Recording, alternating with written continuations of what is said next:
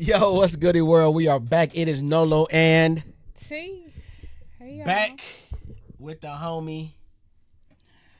Who's this? Oh, Jimmy Carr. Jimmy Carr, Yimmy Automobile. You know what I'm saying? However you want to, whatever you want to call him. This one is the most offensive.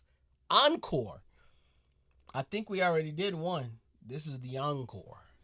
You ready to rock, baby? You ready to? You know he about that. Say some crazy off the wall shit. Yeah, Jimmy don't be playing with his gentleman like.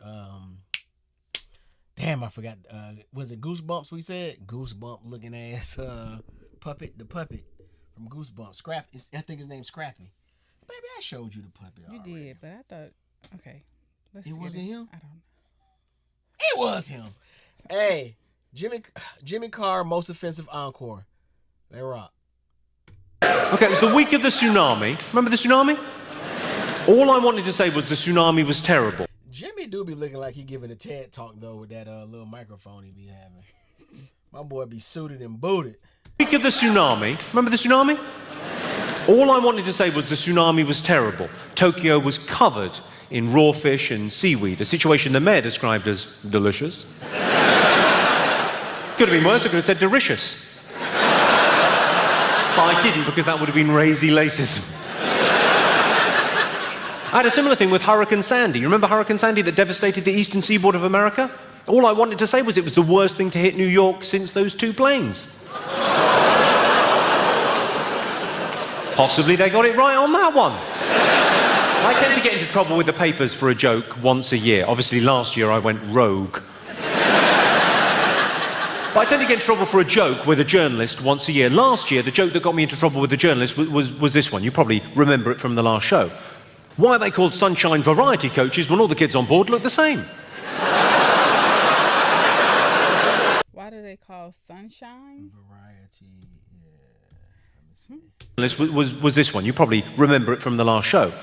Why are they called Sunshine Variety Coaches when all the kids on board look the same? That's something we don't know about. Clearly. It's got to be something we don't know about. Fill us in. I want to get the joke. Maybe later on it'll circle back and somehow, but let us know. Right now we're lost. Now, the word variety is doing a lot of the heavy lifting in that joke, right? It's not that bad. The journalist in question said, you can't say that about retarded children. Time out. Because Variety, the children's charity, they do great work. They do a lot of stuff with mentally disadvantaged children. But they also do a lot of stuff with physically disadvantaged children and socially disadvantaged children. You can't lump all those kids together and go, bunch of retarded kids.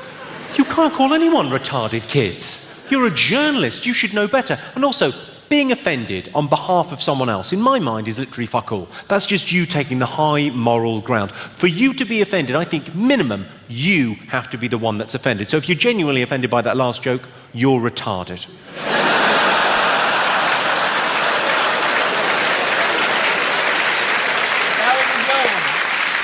That was a good one. I like that. I like that one. I like how he did that. Okay. No, that was a good one.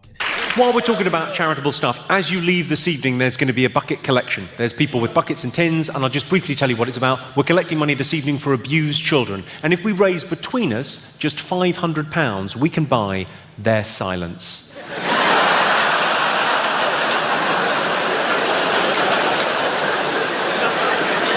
That's clearly a joke, right? The reason I say that's clearly a joke is because I did a gig in Croydon a couple of months ago and a woman genuinely came up to me after the show and went, where are those collection tins? Just unpick that for a second. So not only did she not realise that was a joke, she wanted to help. Is anyone totally unoffended by anything I've said? You're totally unoffended by anything? Well, what's your name, sir? Hamdi. Hamdi. It's an unusual name, you don't hear that every day. Well, I imagine you do, it's your fucking name. Hamdi, what do you do, Hamdi? You're a student, what are you studying? Economics. Economics, whereabouts? Royal Holloway. Royal Holloway, well, maybe if you'd worked a little bit harder for your A-levels. Just say Royal Holloway is not, I mean, come on. There are universities that have always been universities, there are universities that used to be polytechnics that then became universities, and then there's Royal Holloway, which I think used to be a 24-hour garage. And and they got a delivery of books and they fucking went with it. God love you. Right, let me try and offend you. All right, when I was at school, a mate of mine got caught wanking in the showers. Nothing? Well, it ruined the school trip to Auschwitz.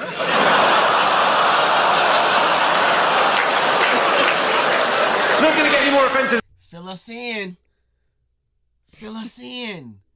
I feel like I heard Auschwitz before in like maybe I don't know, an old war movie. I know what you're talking about. I mean, mentally, I'm there with you. Right?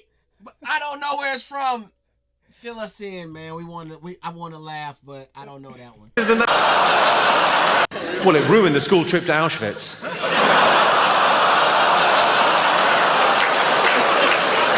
It's not going to get any more offensive than that, dude. It's a joke about the worst thing that has ever happened.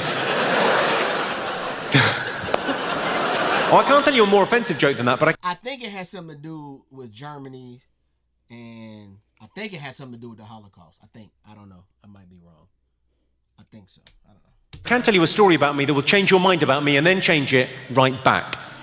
Do you want to hear it? Yeah. Okay. Well, it concerns... It's basically telling you about what it's like being famous. What it's like is people ask you to do things. And it's nice to say yes, because normally it's fun stuff. Do you want to be on Top Gear? Yes, I do. Do you want to do a Jubilee? Yes, I do. Do you want to come and visit a hospice? It's palliative care for teenagers. Yes, I do. I got that call about 6 years ago. I said, yeah, I'll go. I didn't know what some of those words meant.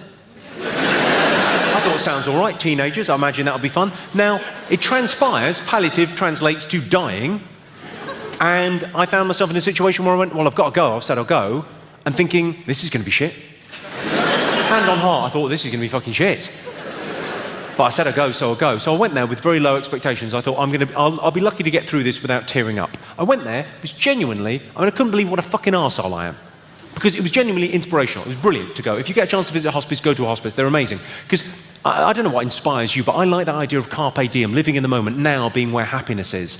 And if you meet life-limited teenagers, they're having that because they're aware of how precious time is. And I think we often forget in our day-to-day lives. So it was amazing to go and to be around. I've been back many times since, and I'd recommend it as a thing to do. It's really fun. They don't want to be shut away. They want to be part of society. The thing that blew me away when I went there was an incident. So if I go out to get coffee before the show, if I go to Starbucks, obviously my coffee shop of choice. Similar views. But if I go out to get coffee before the show, right, if there's a group of 15-year-old girls in the coffee shop, they'll be really flirty with me, not because I'm some super attractive dude, but because I'm a celebrity and there's a cachet to celebrity in our society, for better, for worse. There just is, it's a fact. So I'm used to that kind of flirting in that context. I wasn't expecting it within the context of palliative care for teenagers in a hospice. There's a girl in there, she just turned 15, pretty little thing, and she's a massive comedy fan. And she had all the DVDs, seen everything on YouTube, like really into it. And she was really flirty and really tactile. And I thought, what? All she wanted was a kiss. And I thought, well, where's the harm? She's going to be dead before she can testify.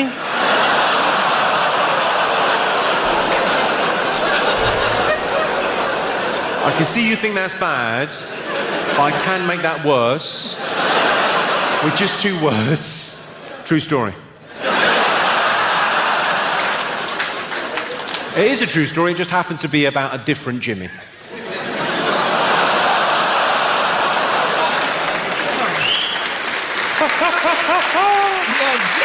you so much for coming out, Hammersmith. So fun. Thank you very much indeed. Cheers. Good night. Thank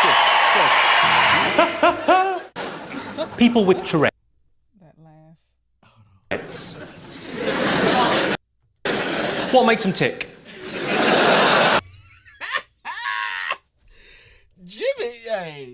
Jimmy, rough. Nah, Jimmy rough. Send the Jimmy Carr clips, man. Hey, T, baby, we just gonna keep watching them. I'm sorry, man. I rock it with Jimmy, man. Jimmy's a funny weirdo, man. Hey, please like, comment, share, and subscribe. It's Nolo Tee. We out. Peace. We out.